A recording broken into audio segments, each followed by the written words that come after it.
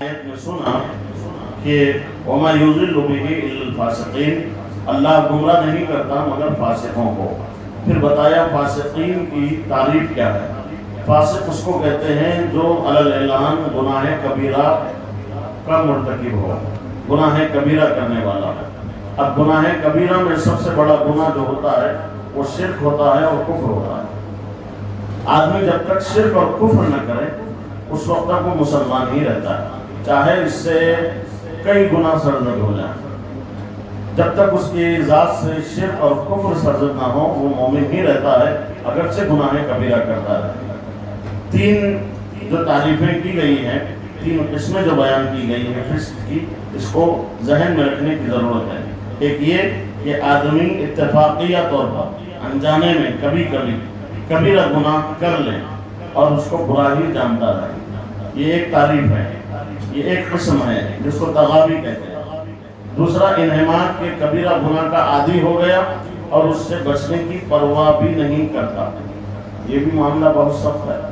آدمی گناہ کے ذریعے سے اللہ تبارک و تعالیٰ کی قدرت کو چیلنج کرتا ہے، اور بندہ جب گناہوں پر جری ہوتا ہے تو اللہ تبارک و تعالیٰ پھر اس کو توبہ کی توفیق بھی عطا نہیں کرتا، اور بندہ جب گناہ پر جری ہوتا ہے تو اس کا دل مردہ ہو جاتا ہے۔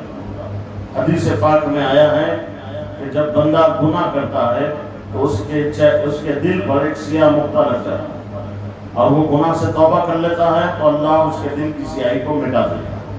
اور اگر وہ گناہوں پر اصرار کرتا رہا اور گناہ پر گناہ کرتا رہا تو وہ نقطہ بڑھتا یہاں تک کہ پورا دل سیاہ ہو جاتا، پھر دل مردہ ہو جاتا۔ تو ہمیں اس قدر بھی گناہ نہیں کرنا چاہیے کہ ہمارا دل مردہ ہو۔ اتفاقیہ طور پر شیطان کے شر کی وجہ سے، نفس کی شرارت کی وجہ سے کبھی گناہ ہو بھی جائے تو گناہ کو گناہ ہی سمجھے اور فوراً توبہ کرے۔ مگر آج کا ماحول گناہ کو گناہ نہیں سمجھا جاتا بلکہ گناہ کو فیشن سمجھا جاتا۔ اب بتائیے کب وہ توبہ کرے گا، کب وہ گناہوں سے پلٹے گا، جبکہ وہ گناہ کو گناہ ہی نہیں سمجھ رہا، وہ گناہ کو فیشن کا نام دے رہا ہے۔ تو بندہ کب پھر سدھرے گا، کب توبہ کی طرف آئے گا، کب اللہ کی بارگاہ میں رجوع کرے گا۔ تو اس قدر بھی گناہوں پر عادی نہیں ہونا چاہیے انسان کہ گناہ کو دوسرا نام دے دے اور گناہ کو گناہ ہی نہ سمجھے، یہ بہت بڑی محرومی کی بات ہے۔ ہاں اتفاقی طور پر گناہ ہو جائیں اس گناہ کو گناہ سمجھے اور فوراً توبہ کر لیں۔ میرے آقا فرماتے ہیں التائب من الذنب کمن لا ذنب لہ، جو گناہوں سے توبہ کرتا ہے وہ ایسے ہو جاتا ہے جیسے اس نے کبھی گناہ کیا ہی نہیں۔ سبحان اللہ۔ اللہ تبارک و تعالیٰ فرماتا ہے یبدل اللہ سیئاتہم حسنات، جب بندہ گناہوں سے توبہ کرتا ہے تو ہم اس کی توبہ بھی قبول کرتے ہیں اور اس کے گناہوں کو نیکیوں میں بدل دیتے ہیں۔ سبحان اللہ، سبحان اللہ۔ یہ رب کا بڑا رحم والا معاملہ ہے۔ اللہ فرماتا ہے ان اللہ یغفر الذنوب جميعا، بے شک اللہ تمہارے سارے گناہوں کو بخشے، بس تم آؤ اور ندامت کے آنسو بہاؤ، تم اپنے آپ میں یہ محسوس کرو کہ مجھ سے غلطی ہو گئی اور شیطان کی شرارت سے میں یہ گناہ کر بیٹھا۔ ندامت انسان کے گناہوں کو بھی مٹا دیتی ہے۔ گناہ پر احساس ہونا یہ بھی گناہوں کو ختم کرتا ہے۔ آپ توبہ بھی نہیں کی، صرف احساس گناہ ہوا ہے یہ میں نے کرنا بند کر لیا، بہت بڑی غلطی ہوئی، یہ احساس بھی پیدا ہو تو یہ بھی گناہوں کو مٹا دیتا ہے۔ اتنی بڑی بات۔ وہ کافر ہیں جو گناہوں پر اڑ جاتے ہیں، مومن جو ہوتا ہے اس کا دل بڑا نازک ہوتا ہے، اور مومن جو ہوتا ہے وہ اللہ کی رحمت سے نا امید نہیں ہوتا۔ اللہ فرماتا ہے لا تقنطوا من رحمت اللہ، تم اللہ کی رحمت سے مایوس مت ہو۔ گناہ کر لیے ہو تو ایسا سے گناہ پیدا ہو جائے پھر میں تمہیں بخش دوں، کتنی بڑی بات ہے۔ تو بندے کو چاہیے جب گناہ ہو جائے تو فوراً گناہ کو گناہ سمجھ کر ندامت کے چند آنسو بہا لے اور اپنے رب کو راضی کر لے۔ ایسا نہ ہو کہ بندہ گناہوں پر گناہ کرتا رہے پھر گناہ کو گناہ ہی نہ سمجھے۔ آج کل کے نوجوانوں کا یہی حال ہے، وہ گناہ کو گناہ ہی نہیں سمجھتے۔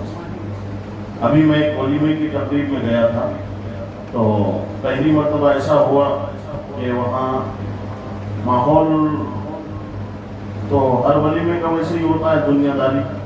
ولیمہ مسنونہ صرف رقعے پہ چھاپنے کے حد تک رہتا ہے ولیمہ مسنونہ سنت کے مطابق ولیمہ, لیکن کوئی سنت پر وہاں عمل نہیں ہوتا.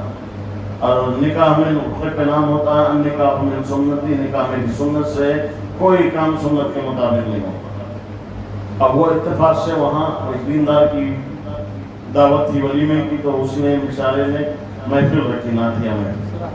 مگر کیا کہ پڑھنے والا پڑھ رہا ہے, لوگ کھانے کی طرف دوڑ رہے ہیں.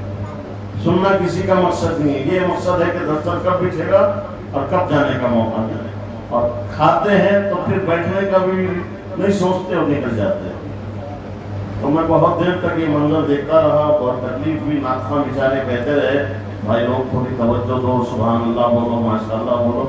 تو کوئی بولنے کو تیار نہیں, اور بیزارگی کا اظہار ہے, کوئی دلچسپی نہیں. مجھے ایسا لگا ایک لمحے کے لیے یہ مسلمان ہی ہے یا کوئی اور, جبکہ وہی ولیمہ ہو, وہاں آرکسٹرا کی محفل ہو, ناچ گانا ہو, تو کسی کو کہنے کی ضرورت پڑتی ہے ناچو, آٹومیٹک کمر ہلانے لگا.